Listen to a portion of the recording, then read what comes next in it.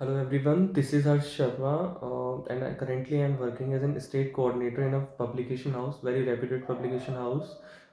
Before this, I was experienced in BPO sector as well. So आज की जो video का टॉपिक है वो सिंपली ये है that there are 4 pointers I wanted to share with you जिन पर एज एन स्टूडेंट्स हम सभी को फोकस रखना चाहिए, वर्क करना चाहिए सो दैट कई सारी चीज़ें मिस आउट होने से हम बच जाएंगे, है ना। So first thing that I wanted to share with you is NCC, scout and guide, red cross society और एनी ऑफ द थिंग्स जो आपके स्कूल में अवेलेबल है। सो फर्स्टली मेरी जो लाइफ में मिस्टेक रही है वो ये रही है दैट मैं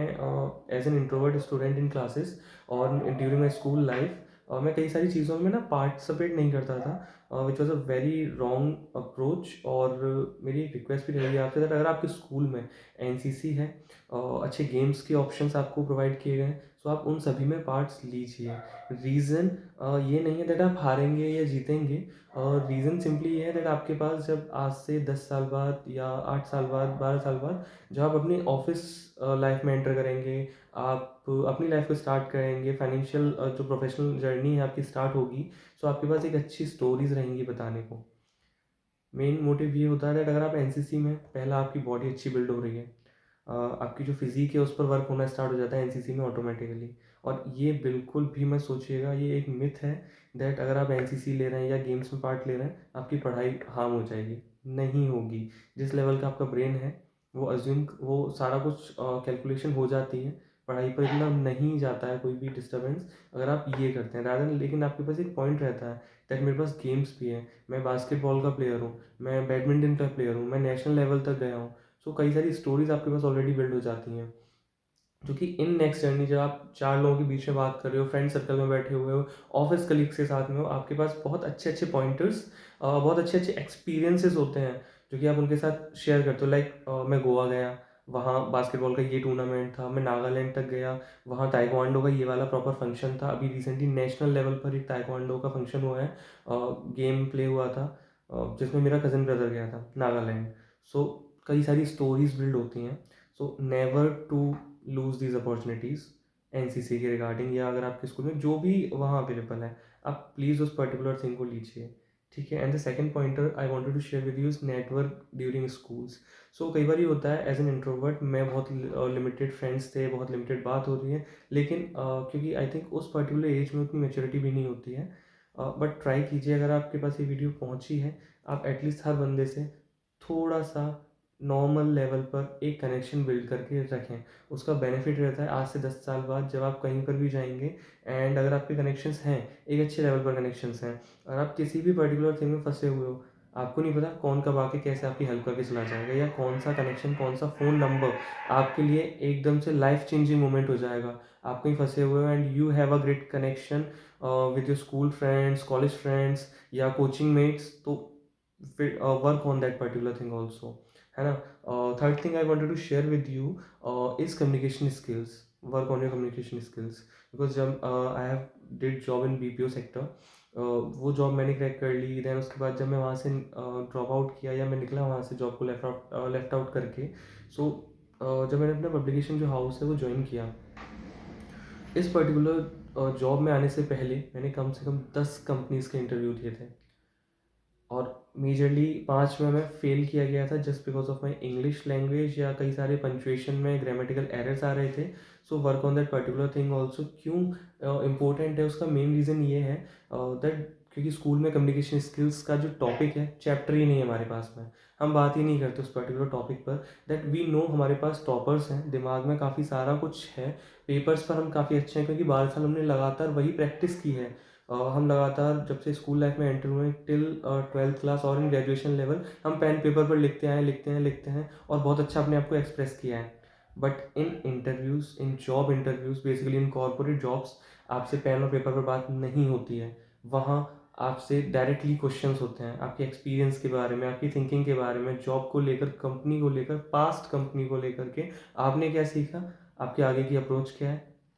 सारा कुछ आपसे डायरेक्टली पूछा जाता है। So work on that portion of your life, communication skills, ताकि आप बेटर अपने आप को एक्सप्रेस कर पाओ, है ना। और कम्युनिकेशन स्किल्स में आपका इंग्लिश स्पीकिंग आ जाता है। सो मेरा पर्सनली ये रहा था दैट जब मैंने लगातार 10 कंपनीज़ के इंटरव्यू दिए, स्टार्टिंग के 5 में 4 में मैं फेल हुआ। देन उसके बाद मैंने उन सभी फीडबैक मांगे एचआर्स के साथ में, दैट आप प्लीज़ मुझे शेयर करो मेरी गलती कहाँ कहाँ पर हुई है। उन्होंने प्रॉपर मुझे सारा बताया दैट यहाँ आपकी ये वाली एरर थी, ये मिस्टेक थी, इस तरह इसको, इस पॉइंट को इस तरह से प्रेजेंट किया जा सकता था। मैंने उन सभी पॉइंटर्स को अपने पास नोट डाउन किया, अपने रिज्यूम को फिर से चेक किया, कुछ पर्टिकुलर जो एक्सपीरियंस हैं या जो कुछ पर्टिकुलर स्किल्स हैं उनको थोड़ा सा ऊपर और नीचे किया, एडजस्ट किया according to job title, and then I have cracked in my 11th job. So हुआ ये that अगर आप लगातार 10 जगह जा रहे हो ना, आप 11 वाली जगह पर जाके अच्छे से अपना बेस्ट दे पाओगे। सो वो इतने टाइम में अगर आप सीख रहे हो तो आई वांट कि आप थोड़ा सा कम टाइम लो, नेक्स्ट टाइम आप और ज़्यादा बेटर प्रिपरेशन के साथ जाओ, ठीक है। And apart from this the interview nervousness topic which I wanted to share with you that school में क्या होता है, हम कभी भी इंटरव्यू में बैठे नहीं हैं, ना ही हमने वो पर्टिकुलर माहौल फेस किया है। सो आई वॉन्ट दैट आप इंटरव्यू नर्वसनेस में एक बार जाओ, और वो नर्वसनेस हमें गेन करने का मौका मिलता है जब हमारे स्कूल में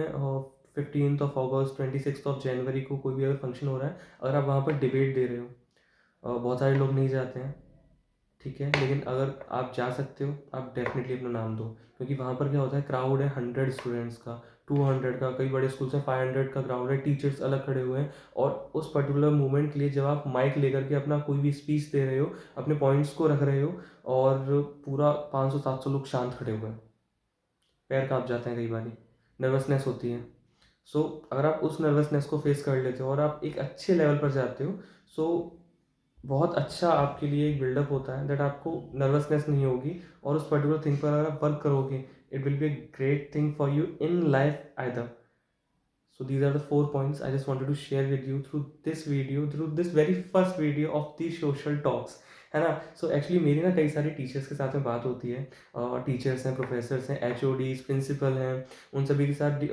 just because I am in publication house, so उन सभी के साथ रेगुलर बेस पर बात होती है। एंड कई बार मैं उनसे पूछता हूँ दैट स्टूडेंट्स का क्या ऑब्जर्वेशन है, या स्टूडेंट्स का रिस्पॉन्स कैसा आता है पेपर्स को लेकर के, काउंसलिंग को लेकर के, है ना। सो पेपर्स के रिगार्डिंग तो काफ़ी अच्छा मिलता है, बट कई बार वो कंफ्यूज होते हैं दैट 9th क्लास में कौन सा पर्टिकुलर सब्जेक्ट लें, 11th में कौन सा सब्जेक्ट लिया जाना चाहिए, और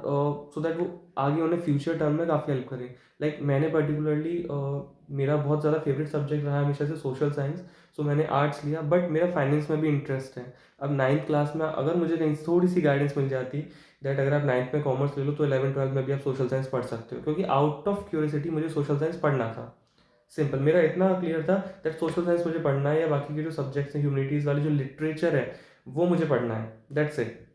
बट अभी मुझे एक रिग्रेट फील होता है दैट 9th मैंने कंप्यूटर लिया और कॉमर्स नहीं लिया, बिकॉज एक हल्का इंटरेस्ट मुझे हमेशा से फाइनेंस के फील्ड में भी रहा है, दैट हाउ मनी वर्क्स। सो आप अपने पहले इंटरेस्ट के साथ में आप टॉपिक ऑफ चॉइस सब्जेक्ट्स, अगर आप एक बार नोट डाउन कर लो दैट मुझे क्या पसंद है क्या नहीं पसंद है, क्या ऐसे टॉपिक्स और सब्जेक्ट्स हैं जो कि मुझे चाहिए ही चाहिए। लाइक टैली अगर आप सीखना चाह रहे हो, कई सारे ऐसे कोर्सेज हैं जो आप सीख सकते हो आफ्टर स्कूल, बट वो स्कूल लाइफ में एक बार अगर कोर्स मिल जाता है ना तो थोड़ा ज़्यादा अच्छे से प्रिपरेशन हो जाती है। सो अगर आप 9th क्लास में हो, 11th में हो, अपने टीचर्स के साथ में एक अच्छे लेवल पर बात करो जा करके दैट सर मुझे आप एक बार गाइड कर दो कि मैं किस पर्टिकुलर टॉपिक या सब्जेक्ट्स को ले सकता हूँ। एक होता है ना, मैंने ये भी फील किया है कई सारे स्टूडेंट्स में दैट उन्हें IAS तो बनना है, UPSC तो क्रैक करना है, बट जो UPSC के बाद जो जॉब स्टार्ट होती है उन्हें वो पसंद ही नहीं है। लाइक मेरा भी एक फ्रेंड है एंड ही इज़ लाइक कि मुझे एग्ज़ाम निकालना है, मुझे अच्छा लगता है, बट मुझे पॉलिटिकल प्रेशर बिल्कुल नहीं चाहिए। मैं जिस तरह का व्यक्ति हूँ,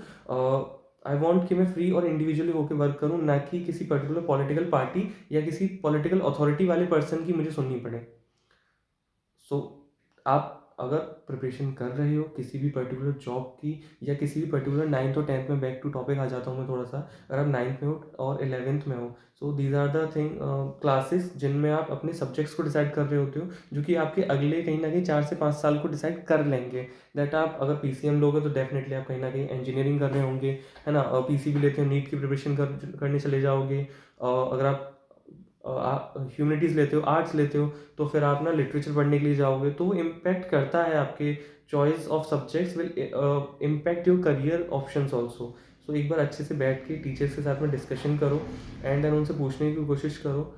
सो अगर थ्रू दिस वीडियो अगर आपकी कोई भी हेल्प हुई है और अगर आपको कोई भी ऐसा नेक्स्ट टॉपिक चाहिए जिस पर कि हम लोग बात कर सकते हैं टू मेक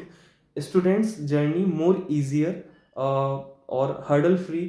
तो आप मुझे एक बार टॉपिक अपना शेयर करो। आप कमेंट्स कर सकते हो दैट किस टॉपिक पर हम लोग बात कर सकते हैं इन द नेक्स्ट सेशन और इन नेक्स्ट वीडियो।